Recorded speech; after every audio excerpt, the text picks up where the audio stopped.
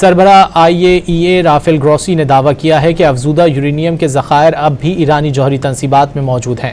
صورتحال کی حتمی تصدیق کے لیے معائنہ کاروں کی دوبارہ رسائی ضروری ہے۔